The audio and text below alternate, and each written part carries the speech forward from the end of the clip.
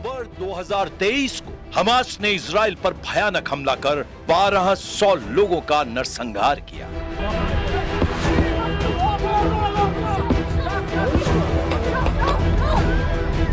सात अक्टूबर 2025 नेतन्याहू की मुनादी अब अमेरिका में एक फटेगी खामनेई की इंटरकॉन्टिनेंटल मिसाइल।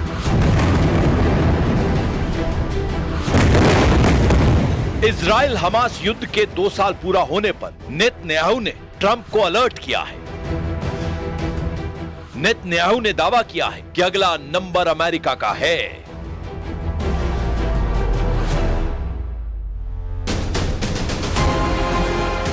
ईरान ने 8000 किलोमीटर की दूरी तक हमला करने वाली बैलिस्टिक मिसाइलें बनानी शुरू की हैं। इनमें 3000 किलोमीटर और जोड़कर वो अमेरिका के पूर्वी तट तक हमला कर सकता है।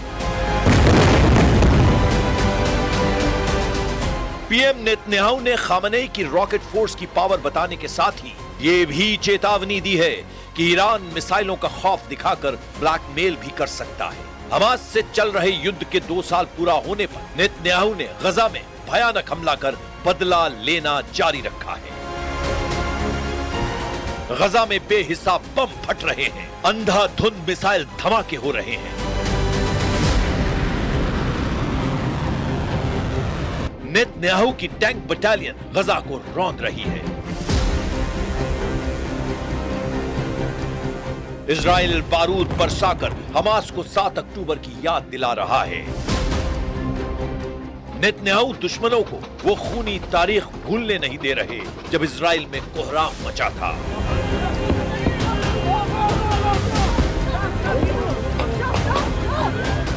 दो साल पहले जैसे हालात इजराइल में थे, उससे भयानक त्रासदी इजराइल के दुश्मन देशों में कहर ढा रही है।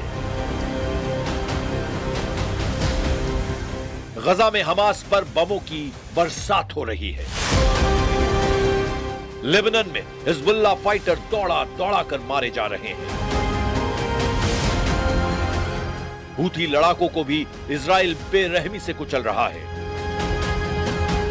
इजराइल शांति समझौते और सुलह की कोशिशों के बाद भी भयानक हमले तेज कर चुका है। इजराइल का पूरा जोर हमास के नए मिलिट्री चीफ का खात्मा करना है, वो भी युद्ध समझौते से पहले। इसीलिए इजराइल ने एक बार फिर से ऑपरेशन को धार दी है।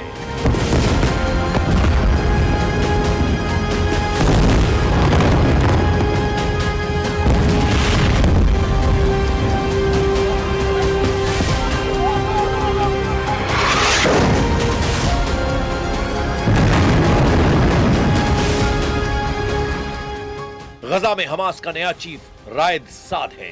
रायद साद 7 अक्टूबर 2023 के नरसंहार का आखिरी मास्टरमाइंड माना जाता है। 53 साल का रायद साद 2005 की पीढ़ी का टेरर कमांडर है। 20 साल पहले इजराइल को गजा पट्टी से खदेड़ने वाली फोर्स में रायद साद शामिल रहा है। हमास के असल ऑपरेशन चीफ के रूप में काम कर रहा रायद साद फिलहाल इज अल दीन हद्दाद के साथ मिलकर काम कर रहा है। इजराइल डिफेंस फोर्स बड़ी शिद्दत से रायद साद को तलाश रही है। उधर मिस्र के शर्म अल शेख रिजॉर्ट में बातचीत से पहले ट्रंप ने हमास पर मैप बम फोड़ दिया है। ट्रंप ने एक नया नक्शा जारी कर हमास को उस पर सहमत होने का प्रेशर बनाया है। ट्रंप ने शांति वार्ता से जुड़े नक्शे में इजरायली सेना को गजा के दक्षिणी हिस्से में 6.5 किलोमीटर, मध्य गजा में 2 किलोमीटर और उत्तरी हिस्से में 3.5 किलोमीटर तक तैनाती की इजाजत दी है। ट्रंप की बनाई ये येलो लाइन इजराइल को पूरे गजा पर कंट्रोल का लाइसेंस देती है। हमास ने पहले ही ट्रंप के इस ऑफर को ठुकरा दिया था, लेकिन एक बार फिर से ट्रंप ने वही नक्शा दिखाकर हमास को झुकने की धमकी दी है, जिससे मिस्र में हो रही शांति वार्ता में घमासान के आसार बन गए हैं। शर्म अल शेख में होने वाली हाई प्रोफाइल मीटिंग में अमेरिका से ट्रंप के विशेष दूत स्टीव विटकॉफ और ट्रंप के दामाद जारेड कुशनर शामिल हो रहे हैं। वहीं हमास लीडरशिप ने खलील अल हया को समझौते का जिम्मा सौंपा है, जबकि पीएम नेतन्याहू के करीबी रॉन डर्मर इजराइल की तरफ से शांति वार्ता में शामिल है। युद्ध समझौते से पहले प्रेसिडेंट डोनाल्ड ट्रंप हमास पर दबाव की रणनीति बनाए हुए हैं। ट्रंप ने साफ साफ कहा है कि हमास ने जरूरी शर्तें नहीं मानी तो समझौता नहीं होगा। अगर समझौता टूटा तो फिर हमास को अमेरिका से निपटना होगा। And in the negotiations, do you have any red lines in terms of Hamas disarming and whatnot? Are there No, I any have red places lines. If certain things aren't met, we're not going to do it. But I think we're doing very well, and I think Hamas has been agreeing to things that are very important.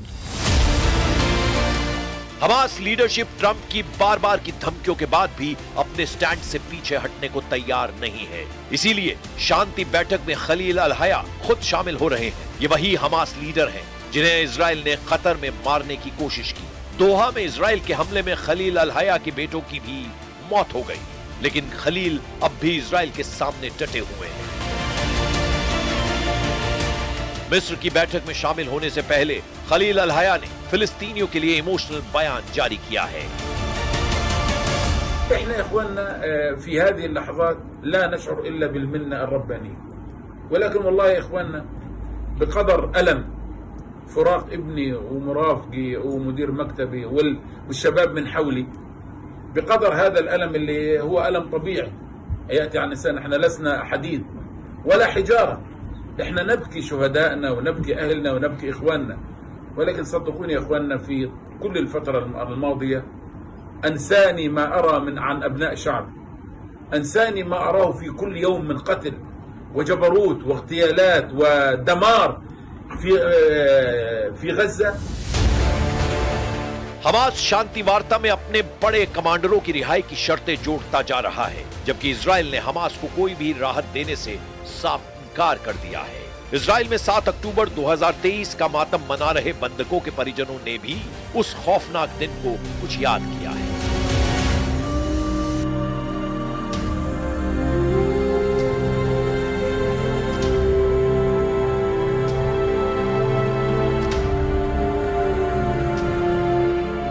Two years is too long. 2 years is too long. Because we have family living near Gaza, on a kibbutz near Gaza. And I think it took about 15 hours for us to hear from all our family members. So we really feel for everyone here who's still waiting for their family to come home.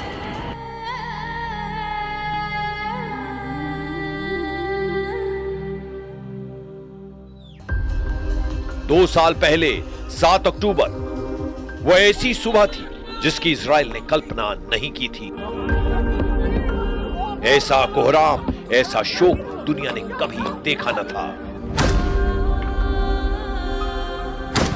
ऐसा नरसंहार जिससे इंसानियत थर्रा गई। ऐसी त्रासदी जिसने एक अंतहीन युद्ध कराया। ऐसा युद्ध जिसमें सब कुछ दांव पर लगा। ऐसा युद्ध जिसमें सिर्फ अल्प विराम लगता रहा है। ऐसा युद्ध जो 2 साल बाद 7 अक्टूबर को भी उतना ही बारूदी, उतना ही विनाशकारी, उतना ही व्यापक